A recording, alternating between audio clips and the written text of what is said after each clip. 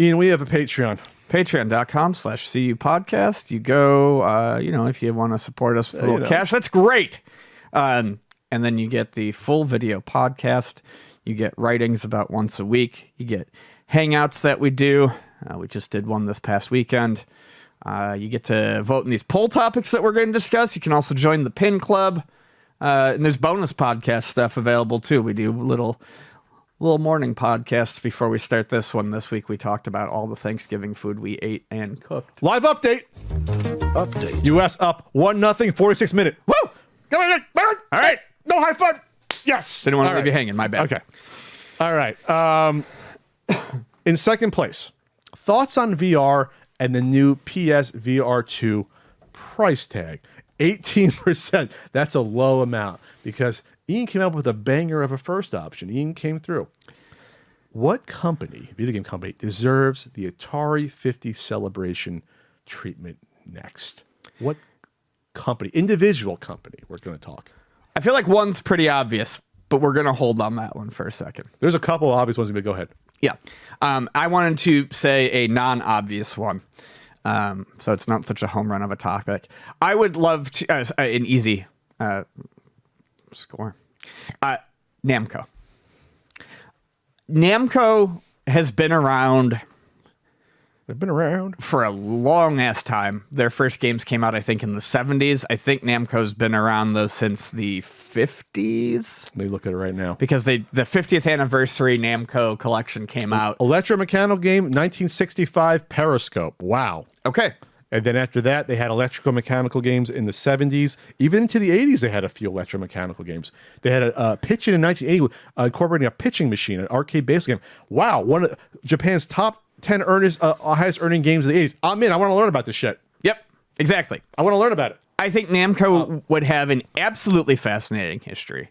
And I think in the hands of someone like Digital Eclipse, you could very easily kind of apply that same template. Sure. And I think that there could be something to be said about recreating certain electromechanical games so that people can kind of try to experience them on a TV. Or even just give me the history of it. Or just the history. Yeah. Right. Run me through it. Give me the pictures. Give me some some poster, flyers. Some Japanese poster. Yep. Let me look at it. I think that their early arcade stuff is obviously, again, like Atari, I think Namco could be interesting because we've seen a lot of the Namco arcade stuff. It gets released on collections. They put out new collections every once in a while. They shuffle up what games they're throwing on there and they get them out there. Sure. But I would love to be able to go through Namco's early arcade games in a timeline. Done just like what would be your cutoff year if for their arcade stuff? So I would probably start with, if I wanted to really start with it, what's the name called? Like QB, BB? GB, 1978. GB. Yeah, I'd probably want to start with GB. Namco's first independently released video game. I want to start with GB because that was also created, I believe, by Toru Iwatani. So it's the same. I believe that's by the same guy who did Pac-Man. Okay. So I would love to start there, see the evolution of that. They don't have a console like Atari did, but I still think it'd be very interesting to have another timeline of the console ports of Namco games. Again, they may not all be fun, but it's interesting to look at that stuff in context. It's a lot of fun to flip between, for instance, on the Atari collection, go between the arcade timeline and the home console timeline and kind of see how things line up. I would love to see some of the the early ports, of course, Pac-Man. I'd want to see. And I would love to see them go through the home conversions that they did kind of for the Famicom. Again, no need to be able to play all of them, but include them. Some of them are really good conversions and they're worth looking at.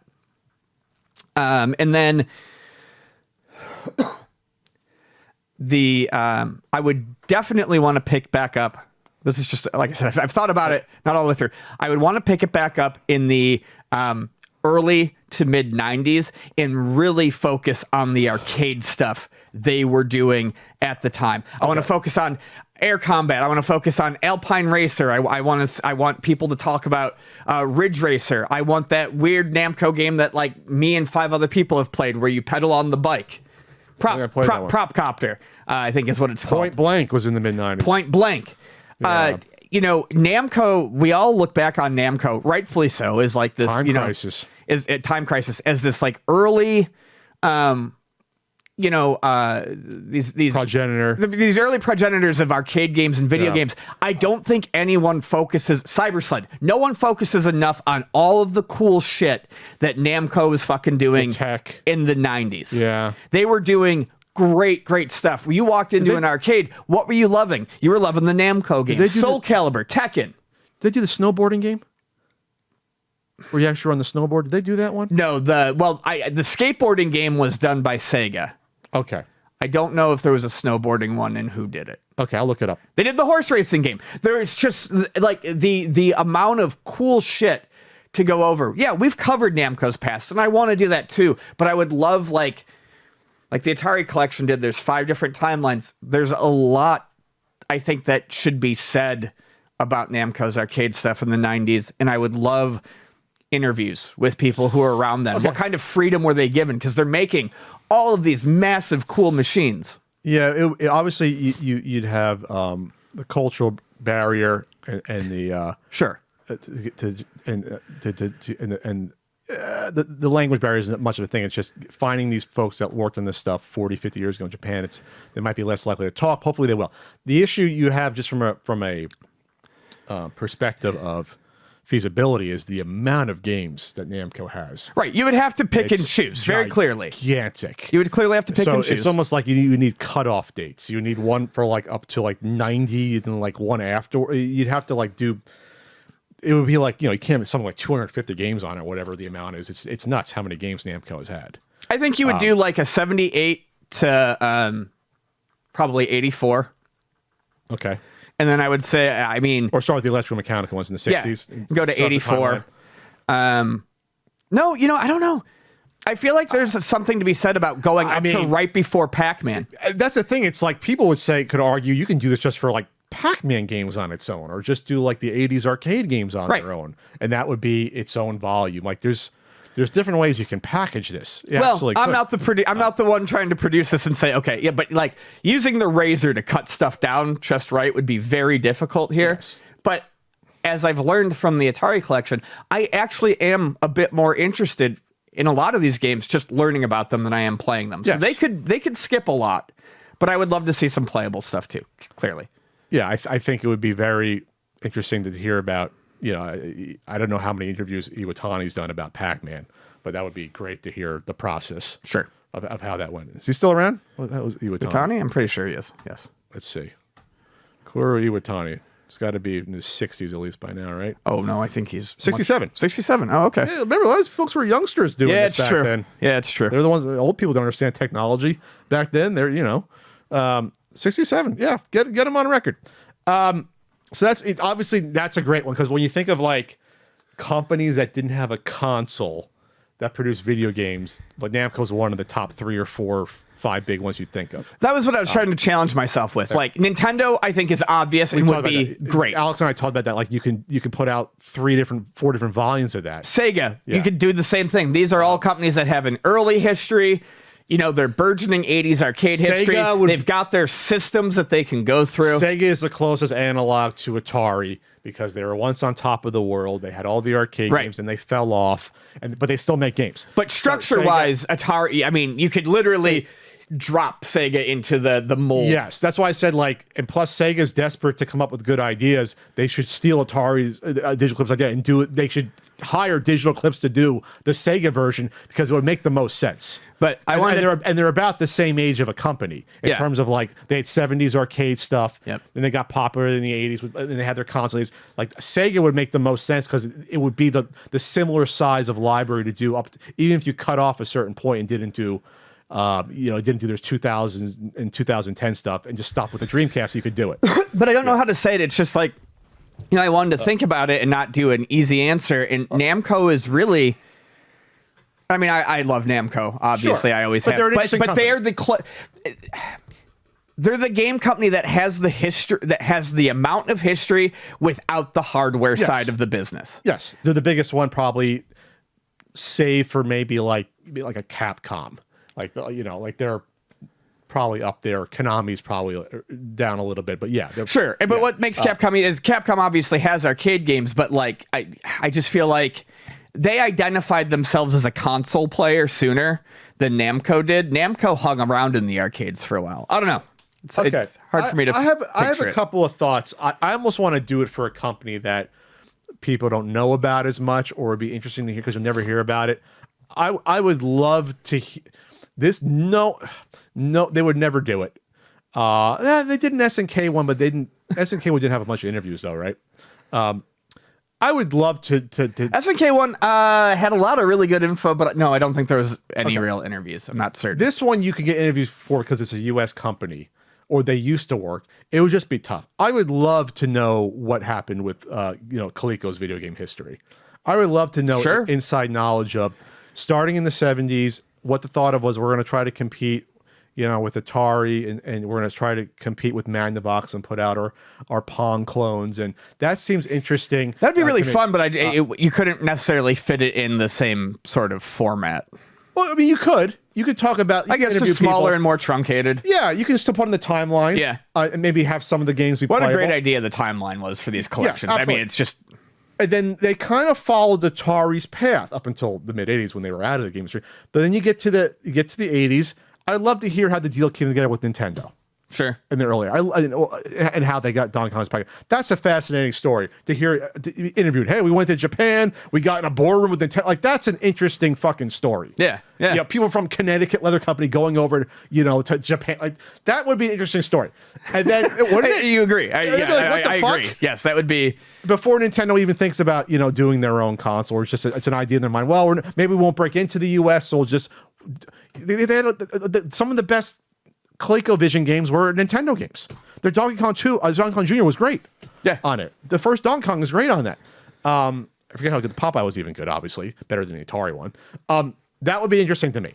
How they navigated that whole thing and how they did that. How the controller packs, Atari coming after them for the module. Like things like that are super fucking interesting to me. And again, that's a U.S. company, so you could interview a lot of those folks there. And then the Atom and how that was a bad decision. Like, and it's not a huge amount of time. You could literally do every single game from Coleco. Besides the ones where there's some licensed stuff, like the Rocky game. Did they even develop that one? Who did that? But because there was a Star Wars for it too. Exactly. But you could get, like Atari, a chunk of their history in one package for like $40. Yeah. I want to see how many first party versus third party were on ColecoVision. Let's see. Publisher. It's about a third, 40%. It looks like were Coleco published. You know what? It would not cost you that much amount of money to get these iMagic games licensed. The Parker Brothers games, you're not gonna be able to get the James Bond license, or probably the Popeye one again. Popeye was a Parker Brothers one by that point. Okay. And Qbert. I think you get some of these though. Who the fuck owns Spectra video games? I don't know. But I think there's enough of a story. You can even talk about like Campaign 84. What a weird freaking game that is. Oh yeah. On there. I love that. I love it when that comes They had the Zonix Double Ender games. I'm not saying you got to talk about all of these games, but I think there's enough on here that you could make a go of it because it's a US company. They were doing other things like Atari at the time. And I don't know. I just think it's interesting. Yeah, I do too. It's a geeky thing that I think could appeal to some people just on its service. Like, okay, we take the same exact approach as Atari, but it's Coleco. We have the same amount of interviews. We have this weird behind the scenes stuff. I'm not sure they had a bunch of, let's see, they had any canceled hardware like the Atari Cosmos. I don't know if they did. But anyway, that's my thing. I'm going to push for Coleco. Good. I've learned recently that good context and good presentation can reignite my interest in just about anything. Sure. Even stuff that I don't generally like. For instance, when Video Game History Foundation, when Frank and Kelsey did that NES museum like 3-4 years ago, one of the things I specifically said to Frank was, this was really fucking cool, and it's probably the most I've cared about Nintendo in a decade. I was really very interested. There's that Before Mario book that sort of covers some of that stuff. Yeah. So that was very cool. And then it's the same thing with Atari. Like, sure, I have my Atari games I like, but honestly, I don't think about Atari a lot. I don't think a lot of their games, translated well home. They haven't been a player in the market for a long, long time. But you put it into this context in a nice museum exhibit like setting where I can read a little, play a little, learn something stupid. It suddenly reinvigorated my interest in it. And now, again, it's like, okay, yeah, fucking A, Atari. So, like, it really can take something mundane like the Coleco. Well, not mundane, Not mundane, but unknown. But unknown, like the Coleco Yeah. story. And you put it in that context, and suddenly it's like you're watching an interactive documentary, or like everyone has said, you're walking through a museum exhibit. And I like that. It's a little bit different. And then the other thing is that the problem is, for my other suggestion, or companies, is that they're not console based. There's got to be at some point something done about Sierra. There has to be. Yeah, there has to be. I don't know what format. I don't. Would love to see Lucasfilm or LucasArts get that treatment too. Any other. The two big, fucking point and click adventure game, players. That's the thing. I think maybe Sierra would have enough known properties to do something like that, but then something like Infocom. Oh God, I would love an Infocom one. Something like that might be tougher. Plus, they're not bite-sized games like the Atari games. So, would it right? The problem with Infocom is it'd be nice to have that, but you can't be like, okay, let me try this for 2 seconds. Let me sample Leisure Suit Larry 2. No, because you'll be playing it for an hour and a half. So I don't know if that format would fit putting the games in, but I still want to see the interviews. It does work really well with arcade and arcade style games. I played it 3-4 times. I'm still in the early 80s of the 2600. Like I said, it took me a while to get through it. I've got like 20 hours on that fucking collection already. I just think there's a way you can do this. Take the timeline mode where you branch off and you see all the behind the scenes stuff. You see the old newsreels. You see the old fucking business cards, things like that. Yeah. And you put it all together. The original artwork, the photographs from, people's personal photographs that they probably came over and interviewed. Hey, take a photograph. We're hanging out at Atari. Like, that's the stuff that to me is video game preservation. That is it. That's the entire experience of the thing being made and the people around it. Not just the game itself, not just the prototype version. I want the history and the culture around the game itself. Yes. There you go.